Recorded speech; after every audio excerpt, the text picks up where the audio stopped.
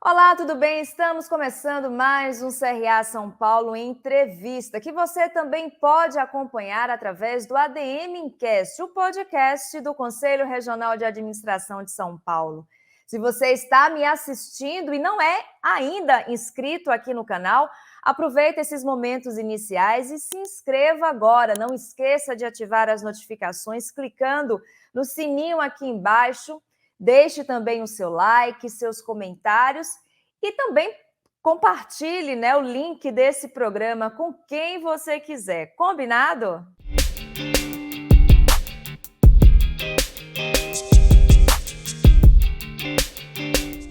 Bom, hoje o nosso tema é sobre moedas digitais. Eu acho que um programa só não vai ser suficiente para a gente abordar todo esse universo.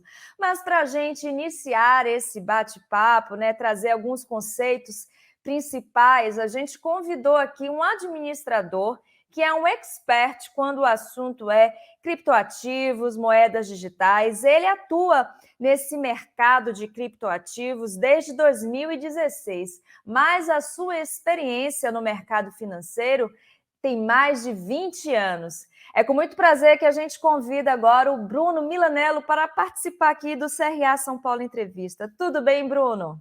Tudo ótimo, Maria. Espero que esteja tudo bem com todo mundo. Um assunto bem bacana, que instiga muita curiosidade. Espero que a gente tenha um papo bem gostoso e desmistifique um pouquinho as coisas aqui.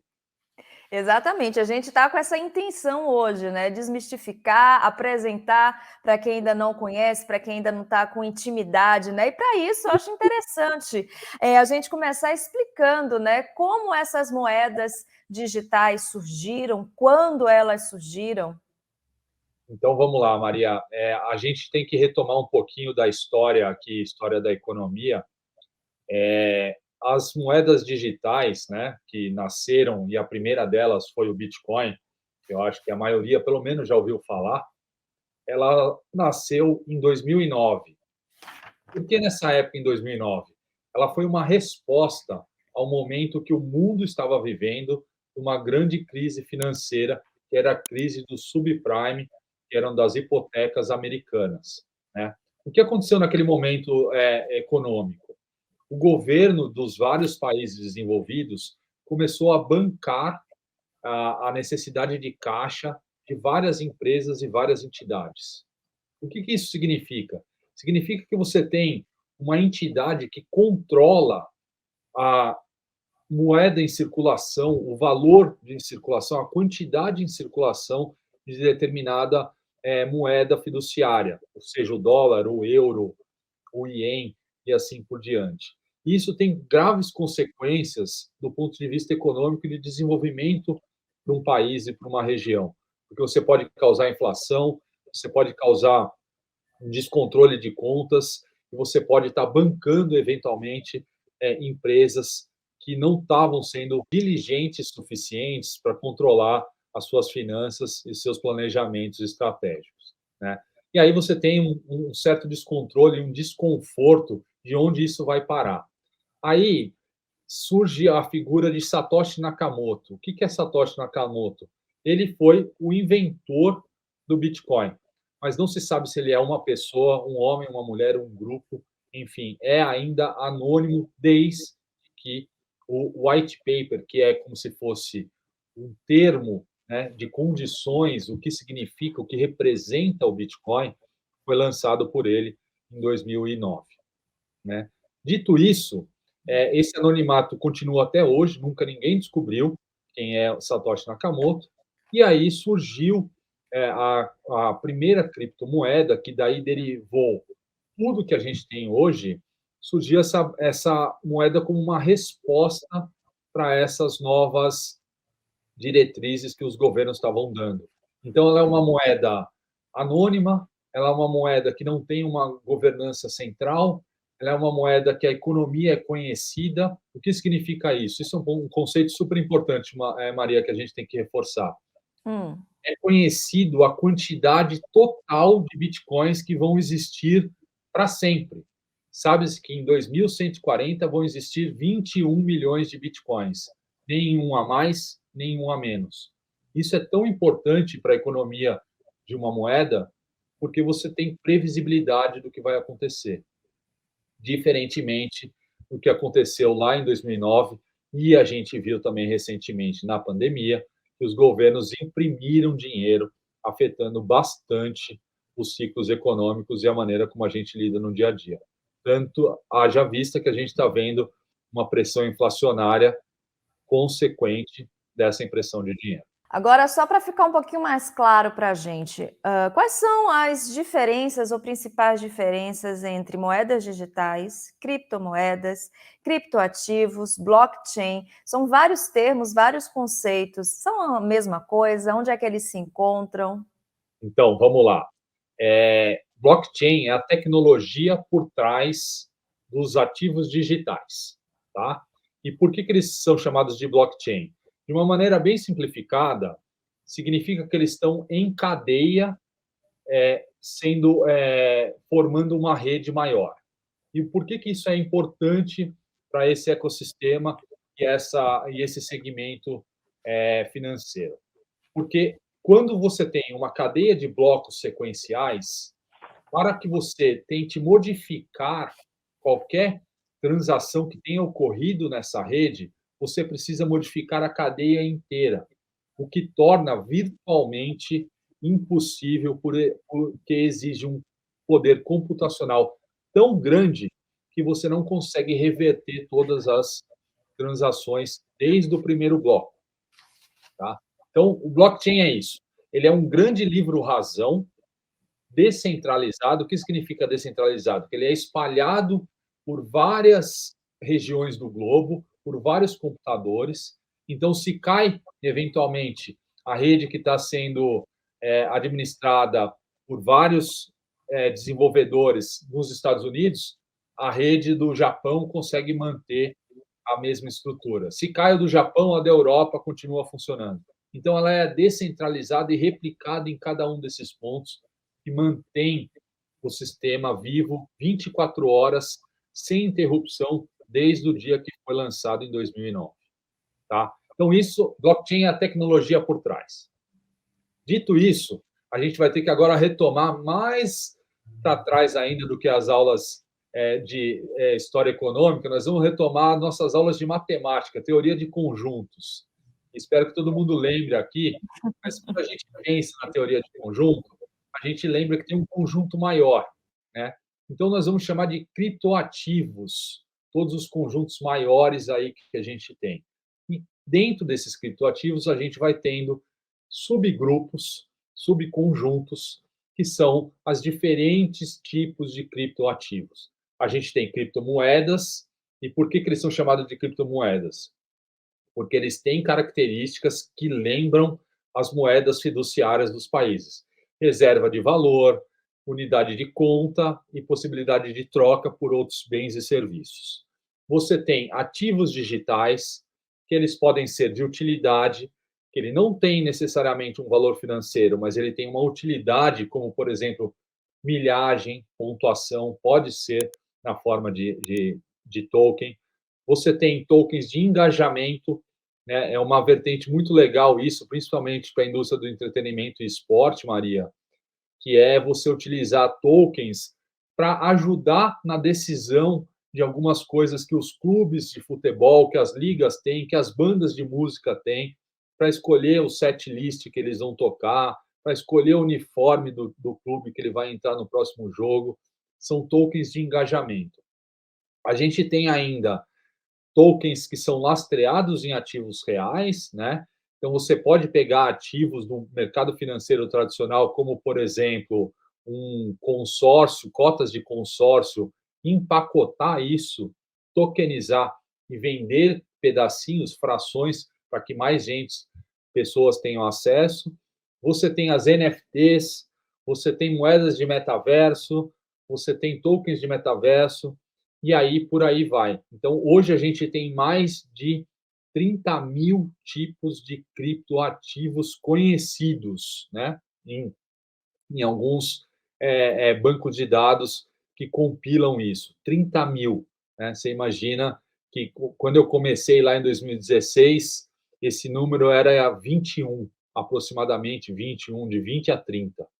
Hoje, depois de 8 anos, a gente tem 30 mil. Muita coisa, né, Bruno? Agora, uma curiosidade. Hoje a gente está gravando e o valor de um Ethereum, que é uma criptomoeda, está quase R$ 7.000, né?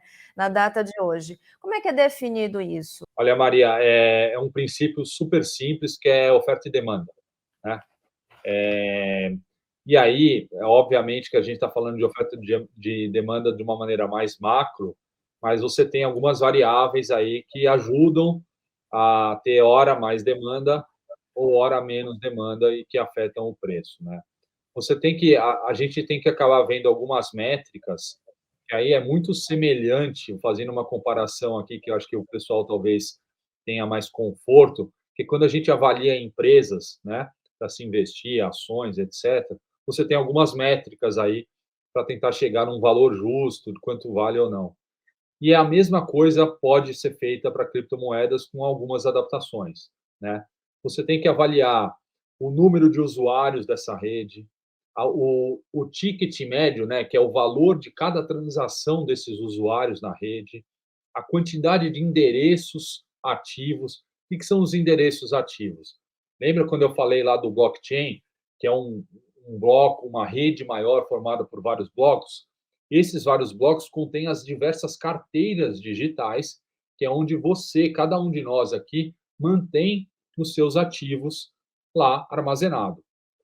Não vou entrar em detalhes agora, porque é uma coisa muito mais complexa, mas existem várias maneiras de fazer essa custódia da sua moeda digital, dos seus ativos digitais, e uma delas é tendo a sua carteira digital, com custódia própria. E exatamente isso, essa quantidade de endereços que transacionam, que são ativos dentro da rede, é um número super importante para ver o nível de atividade dessa rede. Então, quando você. É uma comparação super simples: quanto mais pessoas estão utilizando, quanto mais endereços são ativos, mais valor tem esse tipo de rede, né? E, falando especificamente do Ethereum que você citou, o Ethereum hoje, se a gente fizer uma comparação com outras indústrias, é como se ele fosse a internet dos criptoativos. Por que a internet? Porque ele é um ecossistema de infraestrutura onde várias outras aplicações podem ser criadas em cima dele, né? E por isso que ele está em muita é a segunda maior criptomoeda em termos de valor de mercado, e ele tem muita coisa que agrega, tem muitos projetos que rodam em cima do protocolo do Ethereum, tá? Passou recentemente aí por uma atualização que saiu em vários os lugares ali, se der tempo a gente comenta um pouquinho, mas realmente é um dos criptoativos mais interessantes que se tem para quem está querendo começar. Esse e o Bitcoin. Não, vamos aproveitar já e já acrescentar essa informação aí sobre ele. Então vamos lá. Quando quando eu falei lá que é conhecido o número de moedas do Bitcoin em específico, né? Para que isso aconteça, essas moedas digitais elas trabalham com conceitos matemáticos, né? Então você existe a figura do minerador, né? E aí quando a gente fala minerador, todo mundo imagina que alguém está lá garimpando, tal. O minerador ele é um computador específico que resolve equações matemáticas super complicadas, tá? Então, toda vez que uma transação é submetida ao livro-razão, ao blockchain, que eu tinha comentado lá atrás, essa transação precisa ser validada por alguém dentro dessa rede. Esses computadores validam isso. E o que é validar? É ver se eu, Bruno, tinha de fato a moeda para passar para Maria, se eu não estou gastando duplamente e se está sendo passado do meu endereço para o seu endereço corretamente, né? E permitir com que saia do saldo do Bruno e vá para o saldo da Maria. Dito isso, você precisa de validadores, que são esses mineradores, para poder transformar isso em algo registrado dentro do blockchain. E eles são remunerados por isso, né? Só que essa complexidade de resolver essa equação matemática consome bastante energia elétrica, né? Então, o protocolo do Bitcoin é um protocolo que é chamado de Proof of Work, que é prova de trabalho, né, que ele mostra que ele trabalhou para resolver a equação matemática e é remunerado por isso, e ele gasta bastante energia. O Ethereum também tinha esse mesmo mecanismo de Proof of Work, resolvendo equações matemáticas. Acontece que, com a evolução do mercado, com a evolução até nossa cultural em termos globais, a gente passou a ter muito mais consciência da questão ambiental, né? E isso começou a ter bastante discussão desse gasto de energia. Aí, os desenvolvedores da rede Ethereum optaram por fazer uma migração de Proof of Work, que é prova de trabalho, para Proof of Stake, que é prova de participação. E o que significa isso? Que esses mesmos validadores, em vez de resolverem equações matemáticas complexas, eles vão validar conforme a quantidade de Ethereum que eles têm nas suas carteiras. Então, vou dar um exemplo aqui. Imagina que eu tenho 100 Ethereums na minha carteira e a Maria tem 200. Chega uma transação para validar, a Maria, que tem mais Ethereums, tem preferência para validar a transação. Só que olha que genial. Se a Maria quer receber mais Ethereums por validar a operação, ela tem que fazer isso de forma idônea e honesta. Porque se ela fizer alguma coisa que não é compatível com a rede, ela é penalizada e não recebe essa remuneração. Então você tem um incentivo de fazer a coisa certa aí, tá? Então você valida também por equações matemáticas, mas não com gasto de energia, mas sim com a sua quantidade de etéreos que você tem em carteira. Maria, esse é um assunto super complexo, é um nível bem mais avançado, para quem já está no ambiente de cripto, tá? Então, assim, Aham.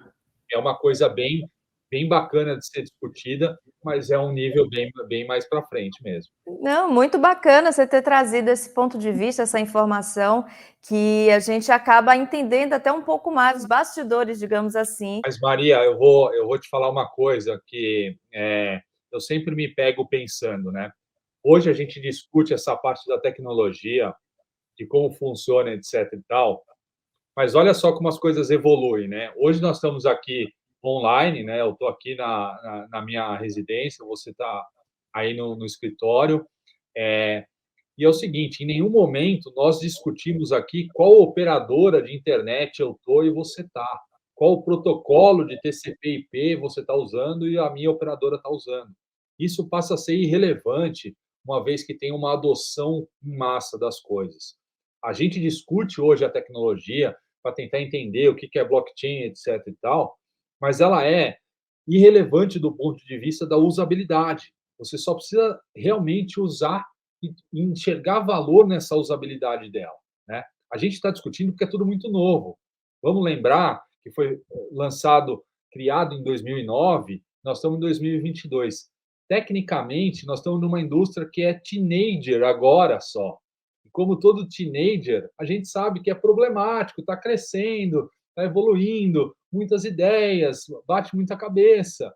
Então, nós estamos nesse momento e por isso que desperta tanta curiosidade. Mas daqui 5, 10 anos, essa discussão não vai mais estar ali. Nós vamos estar discutindo para que serve, onde que eu estou usando o Ethereum, o que ele está no meu dia a dia. Está na minha TV? Está no meu celular? Está no meu headset virtual? Está no meu metaverso? Vão ser outras questões. E aproveitando que a gente está falando sobre início, né, de momentos, a gente está vendo o início do início do início do metaverso, né? Você já citou o metaverso em algumas de suas respostas, e é um mundo, um outro universo, um universo virtual, digital, que a gente está conhecendo e que algumas empresas já estão se inserindo, como Nike, Gucci, empresas, né, consideradas de luxo. Eu gostaria de saber de você o seguinte, Bruno, como é que você está vendo esse início do metaverso? Como é que você acredita que ele vai impactar, de fato, na sociedade? E, aproveitando o nosso tema, como é que as pessoas vão poder usar as moedas digitais dentro do metaverso? Então vamos lá. Para a gente falar de metaverso, Maria, a gente precisa falar também um pouquinho do conceito de Web3, né? Então a gente vai falar da Web 1, que era aquela web lá atrás, aquela discada que a gente conhecia, que a gente via e-mail uma vez por dia, quando estava no computador, etc. e tal. A gente dá um pulo depois para a web 2.0, onde a gente tem as mídias sociais, onde você posta, mas o conteúdo, apesar de você ter produzido, ele é de posse da empresa que você publicou, né? Então, hoje, se o Meta quiser deletar todas as contas, ele tem essa prerrogativa de deletar, né? Ele não é seu. E a gente vai para o conceito de Web3, onde é você em poder dos seus dados, você em controle do que você produz, né? E para isso, você tem uma coisa que o blockchain, e aí é que entram os criptoativos, que o blockchain ajuda demais. Lembra que eu disse que o blockchain é uma sequência de cadeias, né? De blocos sendo montados em cadeia? Pois é, uma vez que o teu dado que você produziu está registrado no blockchain, é virtualmente impossível, por conta da dificuldade computacional, de reverter e falar que aquele dado, aquele conteúdo, aquela produção não é sua, né? Então, a Web3, ela utiliza o blockchain exatamente para poder fazer esse tipo de statement aí, de pronunciamento de você em controle dos seus dados, né? E aí, quando a gente dá um pulo na Web3, ele passa a demandar novas coisas, novos modelos de interação. Obviamente que a gente teve aí uma pedra no caminho, que foi a pandemia, que foi horroroso para todo mundo, mas que trouxe algumas coisas que a gente aprendeu a viver virtual, a gente aprendeu a fazer muitas coisas que a gente não achava que era possível fazer de maneira de longa distância. E isso ajudou no desenvolvimento de algumas coisas, como, por exemplo, o metaverso. Metaverso não é uma coisa nova, né? Quando a gente olha aqui, a gente já viu lá atrás em Second Life, a gente já viu em The Sims, tem várias oportunidades e vários exemplos que a gente pode dar de metaversos que já existiam lá atrás. O que acontece com o metaverso atual é que nós estamos falando desse metaverso linkado à blockchain, e um metaverso com um potencial que realmente as empresas, as entidades, as pessoas estão vendo com muito bons olhos, né? Só que, Maria, a gente tem que ter muito pé no chão, né? Eu tive a oportunidade de trabalhar com alguns projetos de metaverso, de Web3, de NFTs, e assim, nós estamos num momento super curioso da história, onde a nossa capacidade criativa está maior do que a tecnologia pode entregar, tá? Então, a gente pensa muito mais na frente do que é possível realizar, tá? Então, assim, hoje, graficamente falando, os metaversos podem ser muito decepcionantes, né? E tem uma razão de ser. Não é que não se consegue fazer algo bonito, é que como você quer que tenha bastante interação, muitos usuários ao mesmo tempo, você não consegue ter uma computação gráfica de ponta, porque ninguém conseguiria acessar, ficaria super aquele lag que todo mundo fala, aquela alerdeada que o computador ou o teu celular pode dar, que vai impedir a tua experiência ser completa. Lembrando que a Web3 preza muito pela experiência.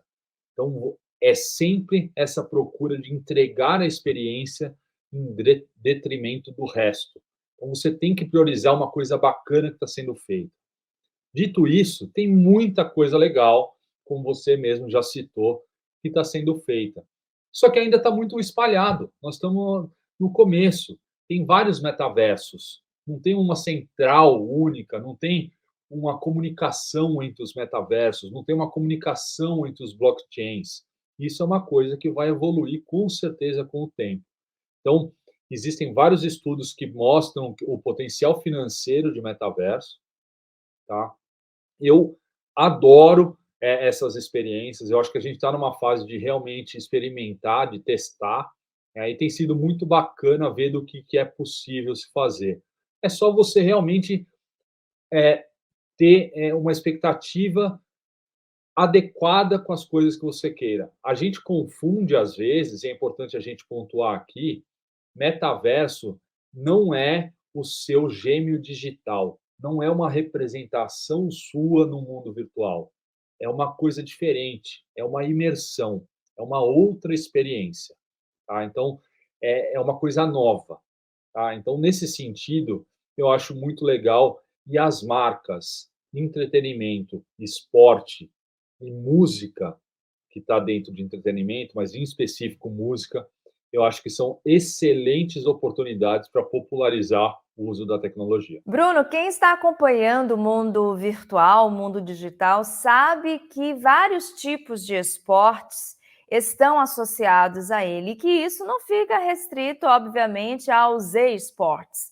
Eu gostaria que você falasse um pouco mais sobre essa relação dos esportes com o mundo digital, com as moedas digitais. A gente sabe que alguns times de futebol já fazem uso, né, dos fan tokens. Eu gostaria que você também, inclusive, explicasse, né, o que é que isso significa, o que é que são esses fan tokens.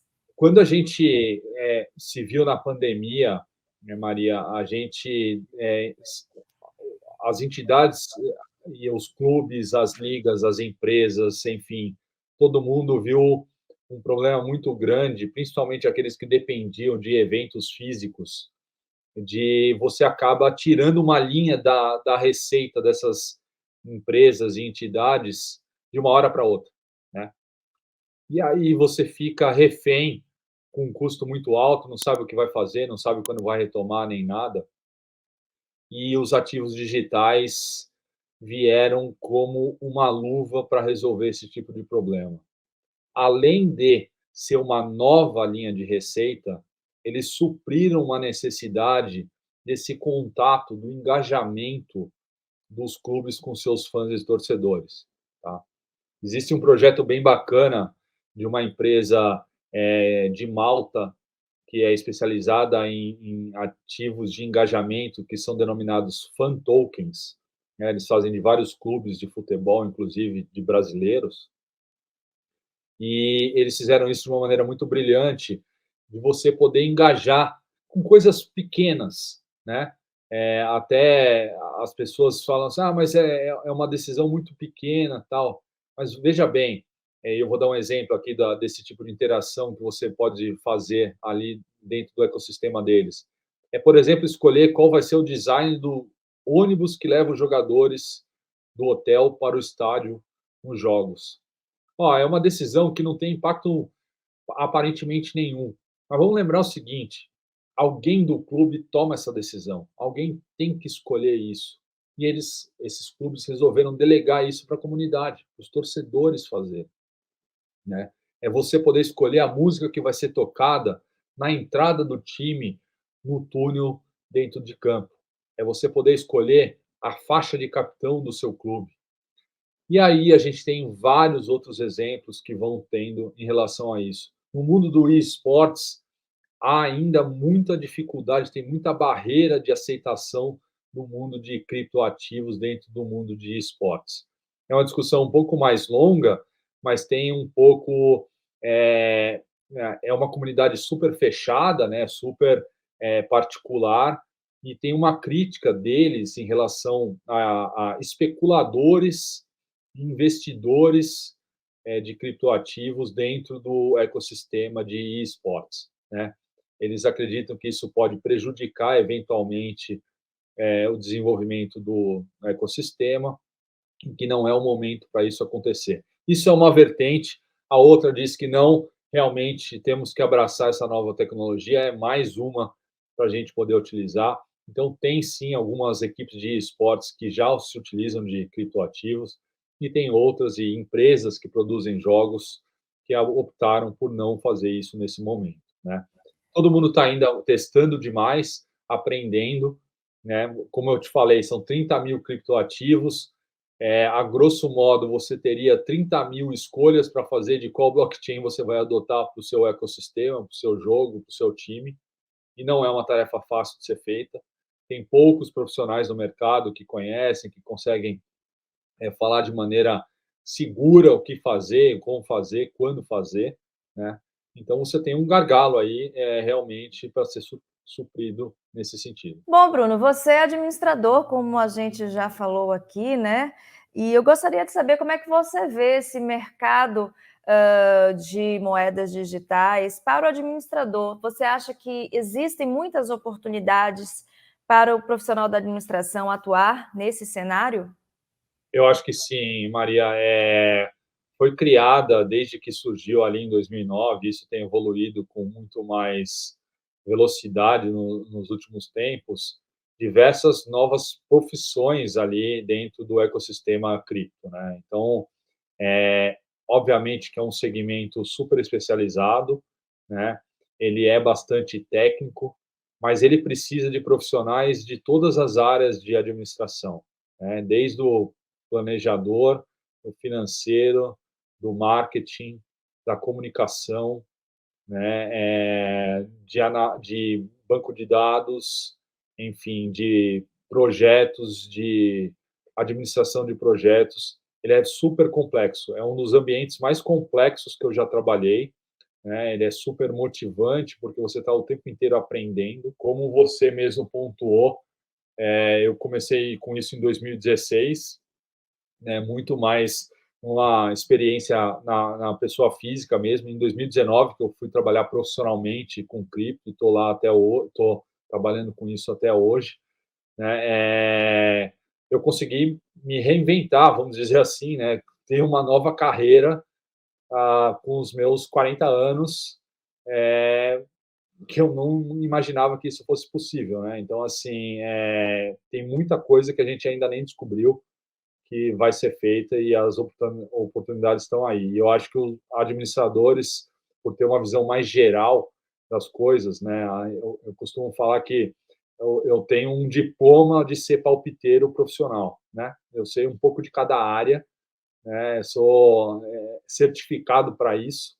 Então, ajuda muito isso, essa nossa visão mais holística das coisas como administrador, de poder trabalhar nesse ambiente que modifica a todo instante. Bom, antes da gente passar para as perguntas relacionadas à segurança, orientação sobre como começar a investir nesse mercado de moedas digitais, eu acho que vale a pena a gente dar atenção um pouco mais às NFTs. O Bruno já falou sobre essas três letrinhas. Eu gostaria, Bruno, que você explicasse um pouco como é que as NFTs podem se tornar como elas já se apresentam, um diferencial na forma de negociação, na forma de troca, né, de bens. Para a gente falar um pouquinho mais de NFT, vamos definir um pouquinho o que é NFT, né?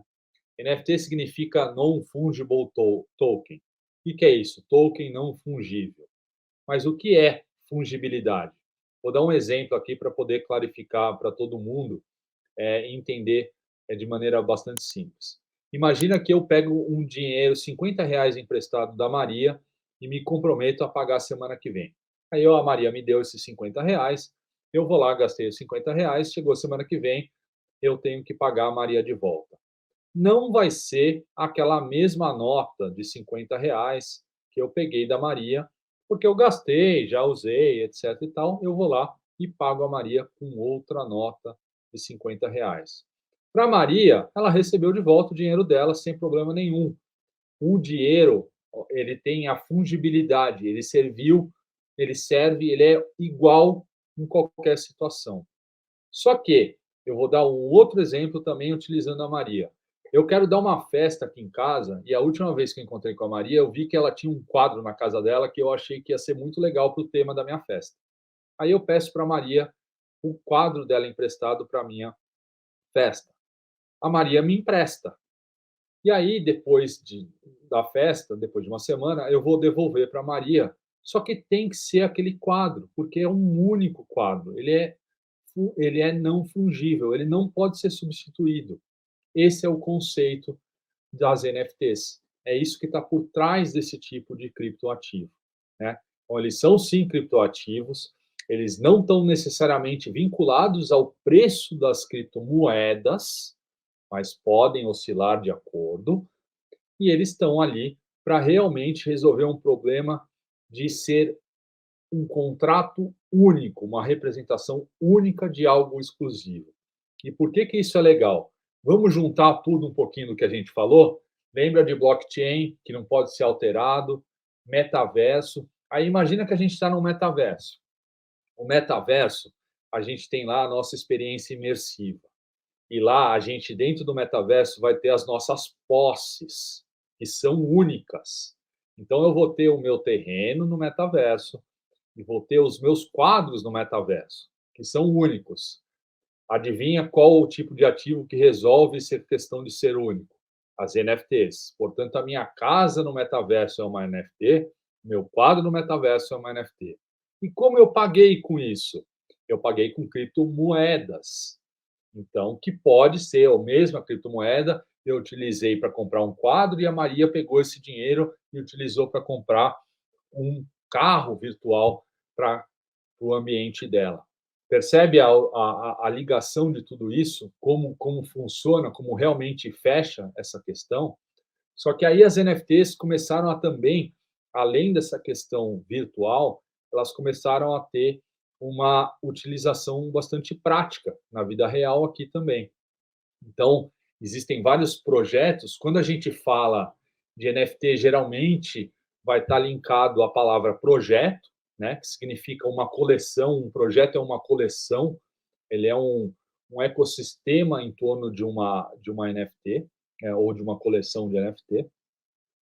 E aí você está sempre exposto ao que essa NFT vai te dar de benefícios, tanto no ambiente digital, quanto possivelmente no ambiente real. É o que a gente chama de IRL, que é In Real Life Experience. Vou dar um exemplo aqui. Recentemente, uma marca de bebidas italiana lançou uma NFT onde você comprava essa NFT, ganhava uma arte exclusiva dessa NFT e ela te dá o benefício de você receber uma barrica de carvalho em sua casa por ter comprado essa NFT. Ela está juntando esse mundo digital com o físico. É o que eles chamam de figital, né? Então você tem aplicações fantásticas com a utilização de NFT. E a gente pode aqui ficar o dia inteiro falando de exemplos, mas eu vou dar um bem claro aqui para vocês terem uma ideia. Isso ainda não é realidade, ele é só teórico, mas muito provavelmente a gente vai ver isso em muito pouco tempo. Os registros médicos das pessoas, acho que todo mundo concorda que eles são únicos, particulares e deveriam ser de nossa posse. Nada mais justo do que ter esses registros médicos em formato de NFT, onde você é o dono disso daí e na hora de fazer a sua consulta, você simplesmente conecta a sua NFT junto com a carteira do seu médico e ele vai ler todo aquele prontuário que você tem. É claro que nós estamos simplificando aqui, porque exigem N etapas de desenvolvimento tecnológico para isso acontecer. Não é simples e por isso que não foi feito ainda, mas a possibilidade está aí, né? Então são coisas que a gente vai ver acontecer e que vão estar no nosso dia a dia sem sombra de dúvidas. Perfeito, Bruno. Excelente explicação, acho que ficou bastante claro, para quem está acompanhando já, né, sobre esse assunto. E você falou a palavra carteira. Explica para a gente, né, que conceito é esse? A gente sabe que quem, já trabalha, já quem mexe com as criptomoedas, as moedas digitais, precisa ter uma carteira digital. O que é que vem a ser uma carteira digital e como conseguir formar de uma forma segura, né? Pois é, Maria, essa é uma questão, uma das mais delicadas do mundo de criptoativos, né? Porque geralmente a responsabilidade está com o usuário ou onde ele optou por deixar seus ativos digitais, né?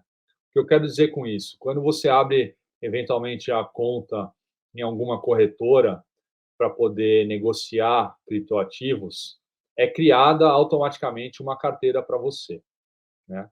Então você negocia, fazendo um paralelo aqui, é como se você estivesse comprando produtos financeiros dentro do seu banco, tá? Então você tem ali a tua conta, que é a tua carteira, e está ali, né? Acontece que, fazendo um paralelo com o mundo tradicional e do mundo cripto, se der algum problema com o banco, você sabe onde recorrer, você tá num ambiente regulado, num sistema regulado, etc. No mundo cripto, nós estamos falando de um ambiente global. Você não sabe onde essa corretora está, de fato, guardando, custodiando essas suas moedas. Aí vem o primeiro problema. Então, antes de investir, você tem que fazer a sua lição de casa para saber aonde você está investindo, né?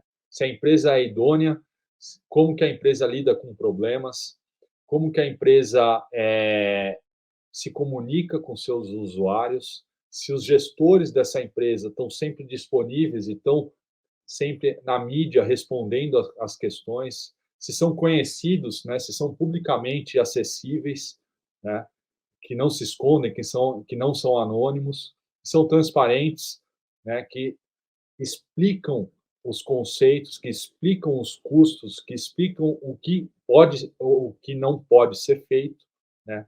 Então você tem que fazer uma lição de casa igualzinha a que você faz quando você vai comprar qualquer coisa para você, seja a sua casa, um carro, um relógio, uma roupa. Você sempre vai pesquisar. Você vai pesquisar preço, você vai pesquisar qualidade, você vai pesquisar como os problemas da empresa, o que ela pode te entregar lá na frente, o que ela não vai te entregar. Então, você tem que fazer exatamente igual. Criptoativos não muda nada nessa questão de avaliação de onde investir o seu dinheiro.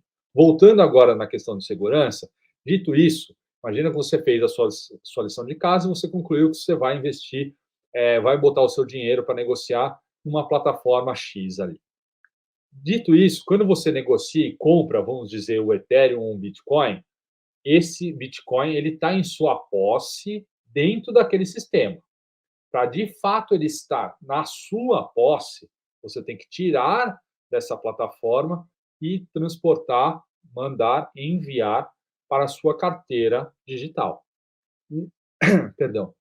Existem várias carteiras digitais que você pode enviar aí esses teus ativos para que fiquem em sua posse. Só que aí a gente tem também outro problema. Essa sua posse, você, a partir do momento que você tira dessa plataforma, você passa a tomar um risco completamente, muito substancialmente maior, porque a responsabilidade é sua e exclusivamente sua. Se você mantém a sua carteira de maneira online, você está sujeito a hacks, a perder, errar senha e nunca mais conseguir recuperar, porque você não consegue reverter a operação. Não tem como, não, me devolve, tem seguro. Não tem. Errou, perdeu, foi hackeado, perdeu. Então você tem três tipos, que é o que chamam aqui, que também é um conceito um pouco mais complexo, Maria, mas vamos passar por eles, tentar de maneira bem simples. Você tem três tipos de carteiras que você pode armazenar os seus criptoativos. As chamadas hot wallets, que são as carteiras quentes, que elas estão o tempo inteiro online, né? Então elas estão conectadas, o computador está ligado, ela está conectada, o computador está desligado, ela está conectada porque ela está na rede, então ela está o tempo inteiro online. Você tem as worms, que são as carteiras mornas, que o que, que é? Quando você vai transacionar, ela fica online, você não transaciona, ela fica offline. E você tem as carteiras cold wallets, que são as carteiras frias, que é literalmente você imprimir o QR Code da sua carteira num papel e armazenar isso daí em algum lugar seguro. E ali ele está fora do sistema. Aquela lá, as moedas vão estar representadas ali naquele QR Code. Maria, você percebe o quão louco é isso? A gente está falando de uma coisa digital e aí eu imprimo um papel para Um deixar papel. guardado ali. Tá? Eu ia te perguntar qual desses tipos você acha mais seguro ou todas são seguras dentro das suas especificidades? Olha, No meu Maria, caso, eu ia escolher a Cold Wallet. olha, vamos lá. Eu acho que depende muito sempre do momento de vida, o tamanho o montante da posição que nós estamos falando, a necessidade de uso desses ativos ou não. Eu trabalhei em algumas empresas de criptoativos, né? E eu sempre parti do princípio do seguinte: Como eu sempre fiz muito a minha lição de casa, da onde eu colocava o meu dinheiro, então saber da idoneidade, saber de todas as questões dessas empresas, eu nunca me senti mais qualificado do que elas de guardar o meu dinheiro, né. É a mesma paralelo que a gente faria de se eu tivesse barra de ouro, eu preferi guardar dentro do armário do que guardar num cofre de algum banco, né. É achar que a gente é capaz de ter essa custódia de maneira mais precisa, mais segura do que profissionais que lidam com isso todos os dias, né. Dito isso, eu acho que mesmo assim, como não é um ambiente regulado, né, é prudente você ter pelo menos uma parte, uma reserva de valor sua de longo prazo dentro dessas outras opções. A mais dessas 3 que eu falei, entre hot, warm e cold, a warm eu acho a mais fácil de você ter. Você não está o tempo inteiro com ela online e você tem uma certa segurança de estar offline. Eu falo uma certa segurança, Maria, porque é o seguinte: essa carteira, vamos lá, a Hot Wallet, que é online, você não tem nenhum aparelho físico nem nada, ela está ali no teu computador, você consegue checar ela a todo instante, etc. E tal. A Warm é como se ela fosse um pequeno pendrive onde tem o seu endereço de uma carteira lá, e você transfere para lá os seus criptoativos, e a partir da acabou a transferência, você pode tirar esse aparelho do mundo online e ele fica offline. Por isso que ele é morno, ele é hora quente e hora frio. Acontece que é o seguinte, Maria, vamos pegar a situação aí, eu imagino que tenham várias pessoas com crianças pequenas, né. Você imagina que você foi trabalhar, chegou em casa e a sua filha, o seu filho chega lá e tá com aquele seu pendrive que tinha lá o seu dinheiro de reserva de longo prazo na boca do cachorro da sua casa. Acabou. Simplesmente você perdeu esse seu dinheiro e não vai conseguir mais recuperar, tá? Então é um risco. É aquilo que eu falei de achar que você consegue fazer essa custódia melhor do que os profissionais. Você tem também outros riscos de deixar, tudo bem, você consegue isolar das crianças, dos animais domésticos, etc., mas você tem o risco de roubarem na sua casa, de, enfim, ter um incêndio, acontecer alguma coisa, perdeu. Quando a gente vai para a Cold Wallet, que é a impressão do QR Code, um exemplo, é mais crítico ainda, né? É um papel, pode sumir, a impressão, a qualidade é boa, não, etc. Então, assim, Maria, é realmente uma questão do perfil e do apetite a risco de cada um, e dependendo da opção, ela tem que ser revista periodicamente, né? Então, você tem que ir lá, olha, eu optei por Cold Wallet, né? Vou imprimir aqui. Se planeja, cada 3 meses, 6 meses, testa, vê lá se tem, bate o QR Code, vê se está funcionando, etc. Você tem que ter uma segurança. Eu acho que dos principais problemas de investimentos, Maria, é quando a gente tem o que eu chamo, como eu trabalhei muito tempo, a gente sempre chamava nas mesas lá, ter uma espada na cabeça, né? Você não pode ter essa variável de será que as minhas moedas estão ali ou não o tempo inteiro. Não é essa a preocupação que você quer ter, né? Então, eu acho que essa é uma questão super crítica do mundo de criptoativos, junto com a experiência do usuário. A interface, esses conceitos, criar carteira, é ainda muito incipiente e muito ruim. Eu acho esse um dos principais motivos que ainda não escalou da maneira como todo mundo imaginava. Bom, e da mesma forma que poderia acontecer de um cachorro estar com um pendrive com todos os nossos dados, as nossas informações referentes aos nossos investimentos digitais, eu gostaria que você trouxesse aqui para a gente, Bruno, um caso bastante curioso de um britânico que está procurando um HD para ele ter novamente acesso aos seus bitcoins. Que história é essa? A mineração de Bitcoin em específico aqui, ela foi possível ser feita lá no passado com seus computadores pessoais, né? Então, porque a rede era pequena, tinha pouco poder computacional, então você conseguia com o seu computador resolver as equações matemáticas e ser remunerado por isso, tá? Hoje em dia isso é impossível. Até, Maria, depois eu posso te mandar links específicos que é legal colocar como referência para o pessoal. é olhar o que são as fazendas de mineração que tinham na China, que foi banida, mas para ter uma ideia, porque ela saiu da China e foi para outros lugares do mundo, da mesma forma, né, fazendas de mineração, para você ter ideia do que nós estamos falando. É impossível hoje, do ponto de vista de custo, você conseguir minerar Bitcoin na sua casa. O gasto energético você não vai conseguir resolver e o computador que você precisa ter, você não consegue força suficiente para resolver as equações matemáticas. Mas lá no passado, o britânico fazia isso como muitas outras pessoas fizeram. Acontece que ele minerava e o Bitcoin não valia nada, né? Minerava, ele ia acumulando tal. Ele perdeu esse computador, sumiu esse computador, enfim, foi parar num lixão lá.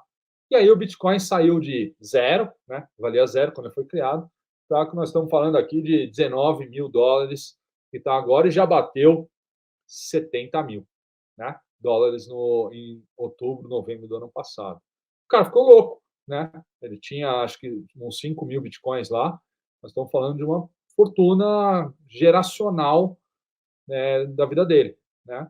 E aí o que ele faz? Ele está tentando recuperar esse HD dele, para ele poder pegar esses bitcoins que estão lá da maneira cold, né? Porque saiu do online lá, então voltando para o nosso papo lá da carteira, está como se fosse na cold dele lá, jogada no lixão, né? Então ele está pagando caçadores de recompensa aí para ajudar, quem conseguir ajudar a achar, ele vai dividir, vai dar uma parte lá para tentar fazer isso. E esse é um case muito interessante. Tem um outro case também bem semelhante, que esse é uma leitura bem gostosa, tal, foi de um dos editores da Wired Magazine, que também passou por um mesmo problema, né? E ele conseguiu, ele teve um final feliz, dando um pouquinho de spoiler aí, mas ele teve um final feliz, mas foi uma jornada pessoal, psicológica para ele, que eu imagino que tenha sido horrorosa, né? Então, assim, de novo, essa parte da custódia, Maria, é uma coisa muito crítica. Ainda ela é muito crítica. E esse talvez seja o maior gargalo hoje para quando se discute da entrada ou não de investidores profissionais ou institucionais dentro desse meio. Essa custódia é um super problema. Bruno, como é que você está vendo, né, já que a gente está falando sobre esse gargalo, como é que você está vendo o mercado de investimento, tanto para a pessoa física quanto para instituições, né, no mercado financeiro digital? Está propício o momento? Como é que está? Olha, Maria, eu acho que assim, tinha uma tese que ela foi derrubada, vamos dizer assim, com o avançar da pandemia, de que os criptoativos eles eram uma classe de investimentos que rodava à parte, né, blindada, que não era conexa ou correlata com os outros ativos do mercado financeiro mundial. Isso se mostrou uma não verdade, né?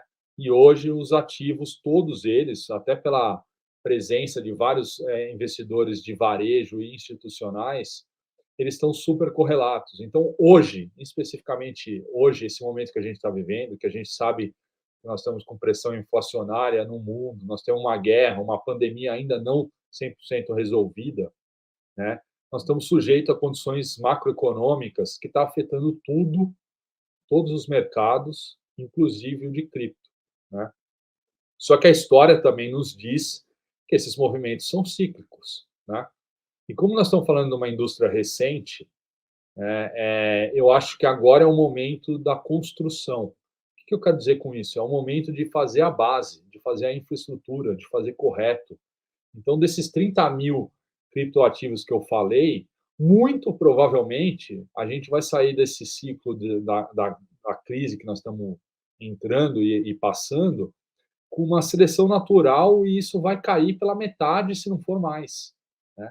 Não tem como sobreviver tudo isso, não tem mais essa abundância de capital que a gente viu. Então, é um momento de cautela, extrema cautela, porque a gente não tem ainda clareza do momento de inflexão, né, de quando as coisas vão começar a melhorar, ou pelo menos parar de piorar, né? Que eu acho que já seria excelente se a gente soubesse disso. O mercado financeiro não gosta de incerteza. Ele não sabe navegar na incerteza. Ele prefere uma certeza ruim do que uma incerteza que pode ser boa, né? O mercado não se comporta bem nesse tipo de ambiente. Então, a gente não tem essa clareza ainda, né? Existem inúmeras técnicas, Maria, e uma das que eu mais gosto é chamada DCA, que é Dollar Cost Average, que é você fazendo o preço médio, né? O que significa isso? Imagina que você tem aí um planejamento de investir R$100, né, durante um mês. Fatia esses R$100 em 10 vezes de R$10. E aí você pega toda segunda-feira, vai lá e põe R$10. Na próxima segunda, mais R$10, independente do preço. Porque aí você evita essa ansiedade do comprei na alta, vendi na baixa, você administra isso de uma maneira de preço médio. Um dia você vai comprar bem, outro dia você vai comprar mal, um dia você vai comprar bem. E no longo prazo, existem inúmeros estudos, inúmeras estatísticas que essa é uma estratégia bastante vencedora, principalmente para a pessoa física. Por falar em dica, vou te pedir uma dica de leitura. Pode ser sobre o nosso tema de hoje, moedas digitais, como também pode ser um título que tenha te influenciado, que você acha importante a gente ler. Eu sempre gostei, né, como um bom administrador, de modelos de negócio, né? E um dos modelos de negócio que eu mais admiro em toda a vida é o da Disney, né? A Disney trabalha com um conceito muito simples, que é do encantamento, né? Uma curiosidade é que eu conheci um colega que trabalhou na Disney, ele me contou que você pode ser o melhor candidato possível para trabalhar lá, mas se você não sorrir na sua entrevista, você jamais vai ser contratado pela Disney, né? E isso me marcou muito, né? E em uma etapa da minha carreira, eu tive uma startup de saúde, nada a ver com finanças, nada a ver com cripto, nem nada. E eu queria aprender um pouco do mundo de hospitais, né? Porque eu falava com muito médico, vendia para médico, tal, eu precisava aprender essa linguagem. E eu li um livro chamado E se a Disney administrasse o seu hospital?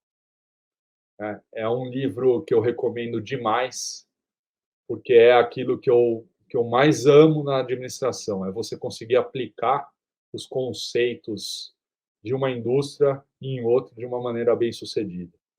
Então é um livro um pouco fora da caixa, não é muito do que a gente falou especificamente aqui, mas é esse aprendizado dessas indústrias consolidadas que a gente vai poder trazer os novos metaversos aí que a gente está falando daqui para frente. Bom, eu adorei a dica e tenho certeza que muita gente que está nos assistindo gostou também. Muito obrigada por trazer não só essa dica, como também compartilhar aqui com a gente toda a sua experiência, né, de quase 2 décadas no mercado financeiro e desde 2016, né, vivenciando diariamente, né, o mercado digital, criptoativos, enfim. Muito obrigada, Bruno. Foi um super prazer estar aqui, adorei também, um papo bem gostoso. Espero que curtam e que a gente possa fazer isso mais vezes. E quem quiser continuar te acompanhando depois do nosso programa, como é que faz? Onde é que te acha? Bom, eu sou bastante ativo tanto no LinkedIn quanto no Instagram. Eu sempre posto coisas de cripto, de NFTs, etc. Bruno Milanello. O meu perfil é aberto, vocês podem me procurar, podem trocar mensagem. Será um prazer interagir com todos vocês. Bacana, Bruno. Muito obrigada novamente. Muito obrigada a vocês que ficaram conosco aqui no CRA São Paulo Entrevista, através do nosso canal, o canal a serviço da administração, e aí no podcast do CRA São Paulo, no ADM Encast. Muito obrigada pela audiência de vocês, por essa parceria. Se não é inscrito ainda aqui no canal, se inscreva agora, não esqueça de ativar as notificações, de deixar o seu like, seus comentários, de nos seguir nas redes sociais. E você que está aí no ADM Cast, continue nos ouvindo. Combinado? Até o próximo programa. Tchau, tchau. A gente volta um pouquinho na época do Second Life, lá, a primeira versão, que foi uma grande tentativa, mas tinha problemas de processamento, de conectividade.